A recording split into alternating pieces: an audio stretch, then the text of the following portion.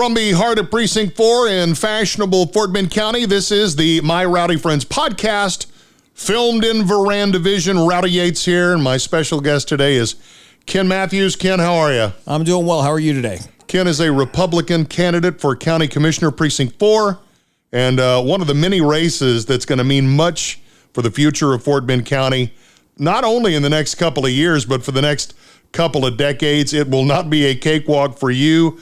Everyone's saying this is an uphill battle. You knew this going in. You are a very brave man for taking this on. Brave or crazy, one of the two.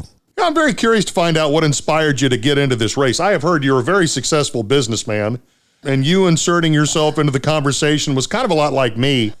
I just felt in the last couple of months especially this really profound desire to get involved because I had a set of skills, I had a particular talent, and I really felt like my precinct and my county really needs me right now. Something has been pushing me to do this, and I've been feeling that way for a while. I saw things going south. I didn't see anybody stepping up that I thought was qualified to do the job, and I was becoming more and more frustrated with the county budget.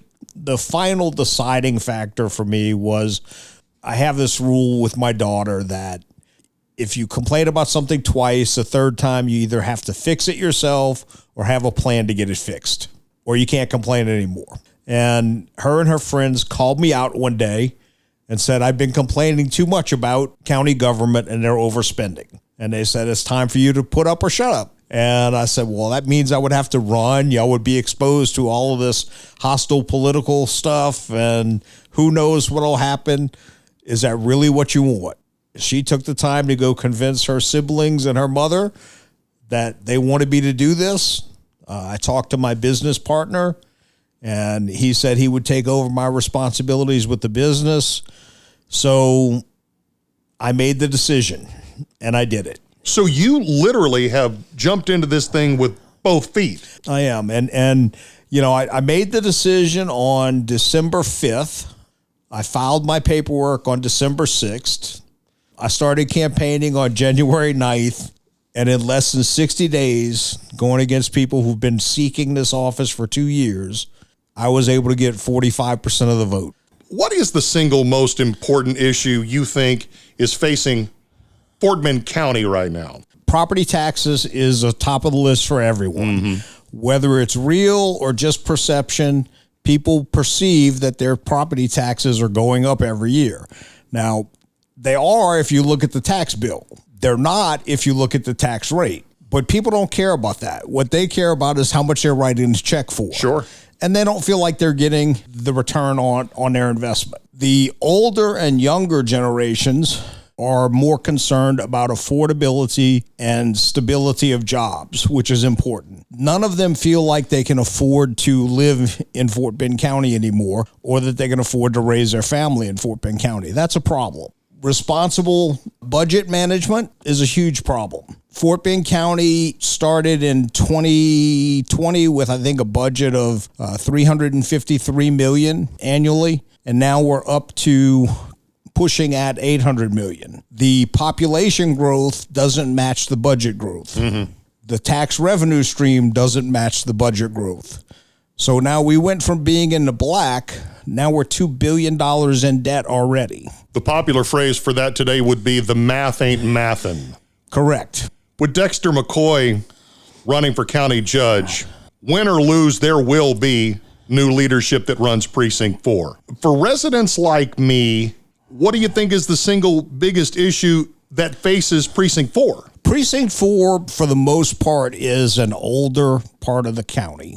They don't have as much new growth as most other areas do. But the biggest issue I see is the older, already developed areas feel like they're being left behind. They feel like the county is neglecting them to focus on the new developments, specifically with infrastructure, traffic, water, drainage, community facilities, parks and recreation. They feel like their needs are never met, and their infrastructure's, rotting away. And their fear is that they're going to end up in the same situation some of the major cities do, where everything becomes a crisis all at once with all the infrastructure, crumbling apart. So they want someone to start addressing it and feel like they're part of the county again. I moved away for about 6 years. When I returned, the political climate of this county changed. And in my opinion, it did not change for the better. I'm kind of curious to get your take on questionable, or some people would call it dirty politics. It bothers me that behavior, not from everyone, but from some, has cast a real negative light. And I'm not talking just locally, but nationally. Fort Bend County doesn't look good right now to a lot of people. I try not to focus on that. God knows I've had my share of attacks from a certain few of those. Right, you have. And, I try and just take the high road and ignore them. As much as I want to respond, the voters and the citizens of Fort Bend County deserve better. They don't really care about that. What they care about is their families' lives and making a better future for them and their families. You can't be a good leader unless you focus on what the people you're leading want and need. And I'm not going to waste my time dealing with stupidity. All right, here comes the hot tater question I'm about to lay in your lap. How are you going to bring better paying jobs and career opportunities to Precinct 4 and to Fort Bend County? You mentioned young people. That is something that concerns me as well. They may not want to stay here. They may want to move away. They may find that there are greater opportunities. We need to do more to attract these people and make sure that they stay here. And they stay here for life if they want to. Another interesting thing that really caught my attention, before I started campaigning, I had a pretty poor, might even say grim outlook on the future generations. I've spent a whole lot of time talking to younger people. Yep, me too. What's surprising the heck out of me is I'm getting more detailed, to the point, and intelligent questions from the younger people that have no real interest in politics, but they took the time to learn what a county commissioner does, what a county commissioner can and can't do, and they ask appropriate questions. Their allegiance is no longer to a quick paycheck or the gig economy that we see with Uber and Amazon and all these quick pay, podcasters. Yeah, well, no, I mean, gig jobs are stuff that nobody cares if you don't show up to work today. For some generations or for some people, that was a great idea. But the younger people I'm seeing from all walks of life, they want to get back to what made America great. They don't realize that's what they're asking for. What they're asking for is a mutual respect between employers and employees, a mutual loyalty, and a job that can be a career where they don't have to go looking for a new career or a new job every other year or worry about getting laid off. They want to build their family in stability and put down roots. I'm also excited that I'm seeing them get back to the faith and family values. I believe we're seeing that reemerge, and it's very invigorating for me. I have met so many intelligent, excited, young people. And in the next couple of months, I'm going to make that part of my job to sit down and talk to them and kind of pick their brains and kind of figure out where this is coming from, why this is so inspiring to them, and how they can kind of cultivate this next generation. For a lot of years, we always said we weep for the future. I'm not weeping for it anymore. No, I think there are some very vibrant, bright, intelligent young people out there. And you know what? I'm going to make it my mission to introduce them to the world. And that's what I've told everyone in the party in the county that my mission is. I'm not in this job for a career. I'm 1, maybe 2 terms. This is not what I wanted to be doing, but it's what I needed to be doing. Yeah. And I want to bring in young people. And I believe actions speak louder than words. At the recent Lincoln Reagan dinner, I ended up sponsoring 4 tables. That's 40 people. The majority of those 4 tables were people who've never been to a political event in their life. Over half of them were people under 30. A quarter of them were people under 25 that had just voted for the first time. That's where I'm focusing my energy at. I want to get them and mentor them and help them realize their dreams so that they can help society like we used to do in our younger days. Back to the business we were talking about just a second ago, I wanted to talk about local small business owners and local small businesses. You own a business here in town. I own a business here in town, as does my wife. Attracting entrepreneurs, bringing some people like that into the community. I know that's something that you're pretty hot on too. It is. I have a little bit of a different view on it than most people. You know, almost every successful business owner that I know at some point worked for some big company. And that's where they made themselves, they established their basic skills, and they learned, you know, what they wanted to do versus what they shouldn't do. Those core businesses, if you entice those national businesses that have the career type jobs that the younger people are looking for and that we know made America great, if we attract those to the Fort Bend County area, they're conducive not only to people that want those long-term careers, but they're conducive to being a jump start for the people who want to be entrepreneurs and start their own business. For the wives that are at home, you know, now they have the resources available that they might not have if the husband was just working a dead-end job. For the people who, you know, just want to take a chance so they don't want to work for anyone else anymore, they have enough of an on-ramp where they've saved money and have the ability to invest in a small business themselves. We see it all the time in the restaurant industry. You know, almost every Chick-fil-A franchisee at some point was a career employee of another business. You know, in the Houston area, about half of the Chick-fil-A franchise operators worked at some point for some division of a company that was assigned to NASA. Most people don't know that. I didn't know that either. The other half came from, surprise, surprise, the oil and gas companies. That doesn't surprise me. You know, so they all had their full successful careers and then decided they still wanted to do more.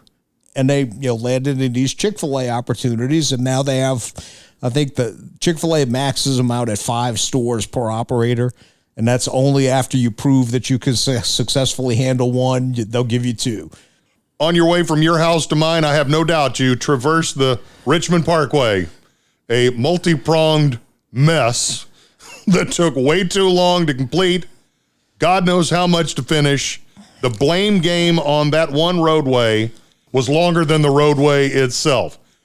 If elected, how are you going to prioritize and ensure the roads and the highway projects? I want to go ahead and say, let's extend that to fixing roads and highways that are already in use right now.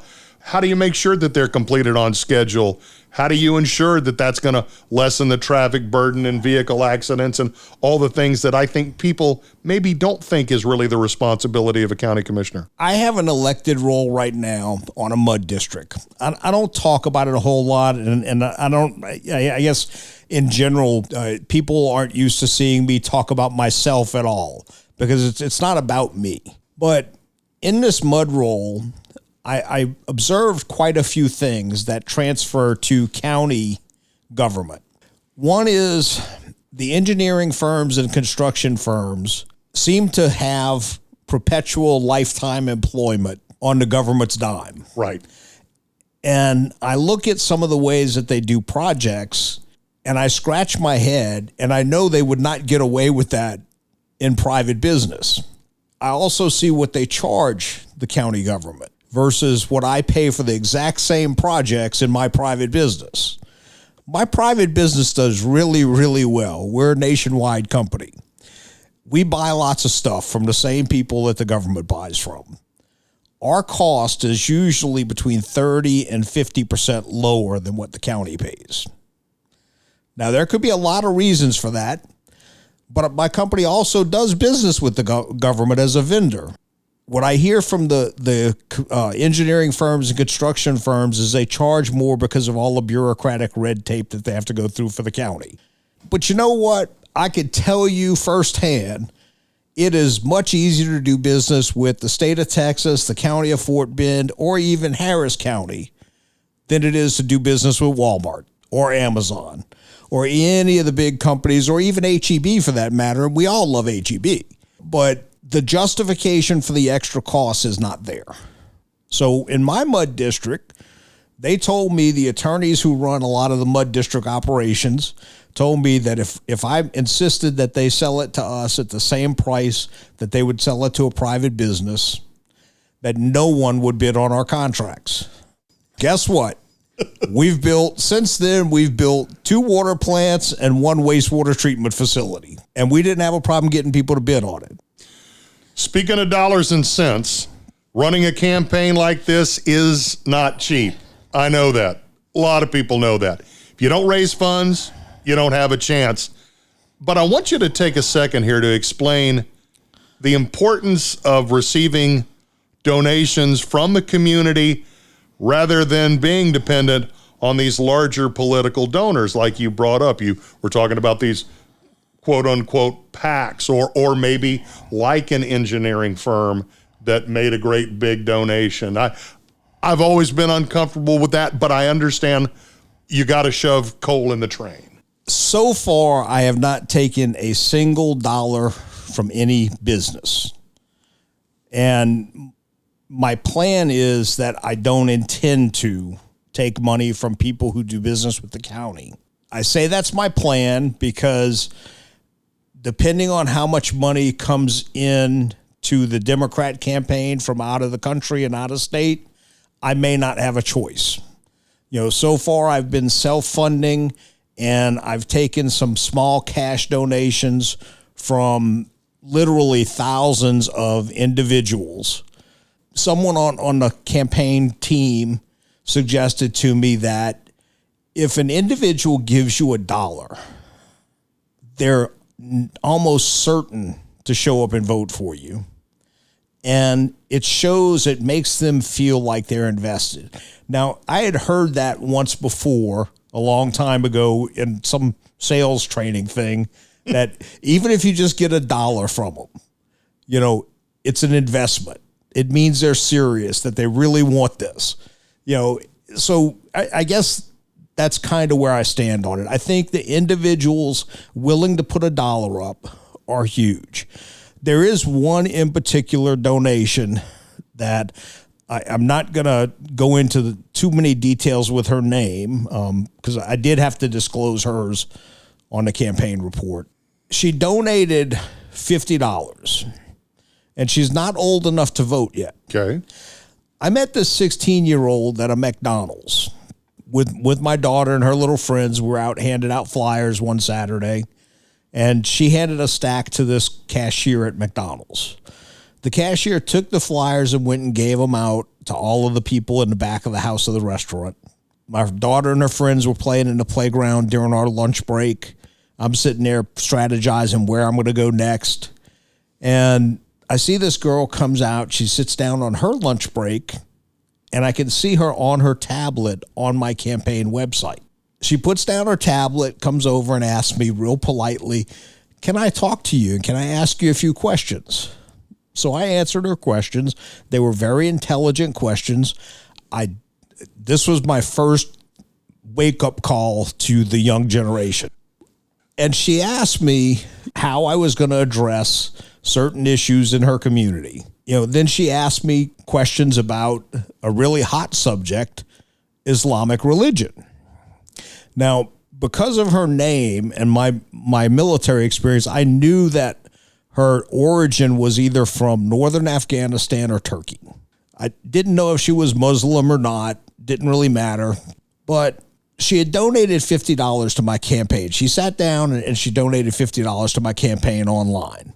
On a McDonald's worker's salary, no less. Part-time, working Friday night, Saturday, and Sunday. So I tried to give it back to her. She wouldn't take it back. I said, "I would much rather you just tell people about my campaign." And she goes, "No, you don't understand. I'm going to do that too. I want to help you any way I can. Fair enough. If you want me to keep it, you have to tell me specifically why it's so important to you. She told me that when she was 3 years old, her mom and dad were interpreters for the U.S. military in Afghanistan. And on her 3rd birthday, she watched her dad disown Allah and cry for 2 days straight.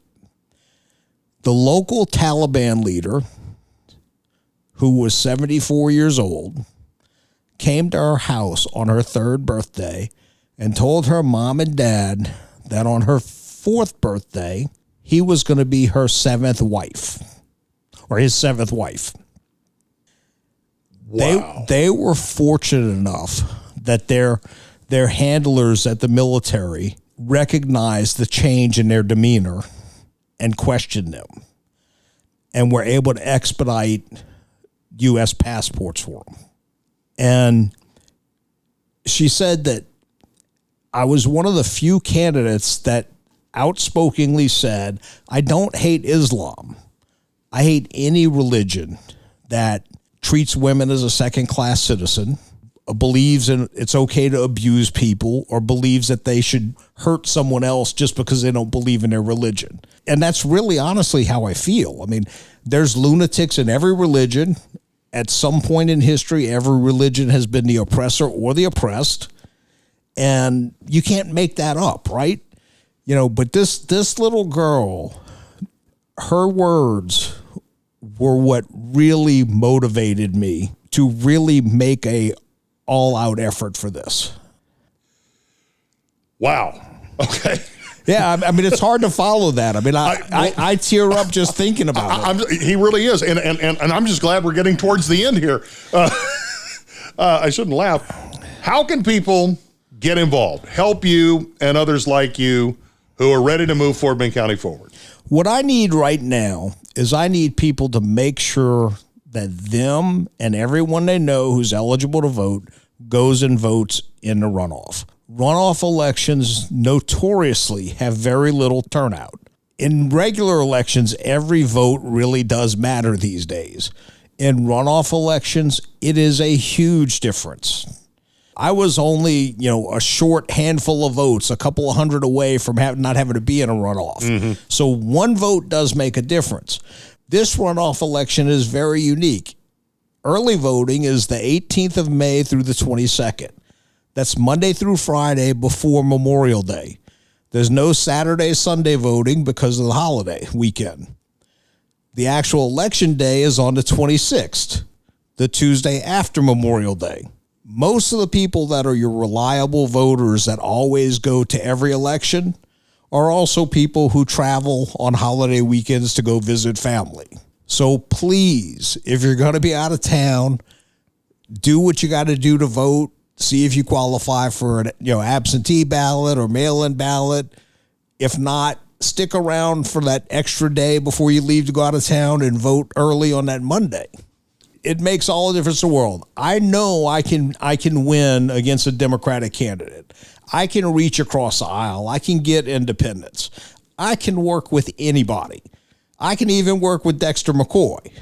But I got to get there first.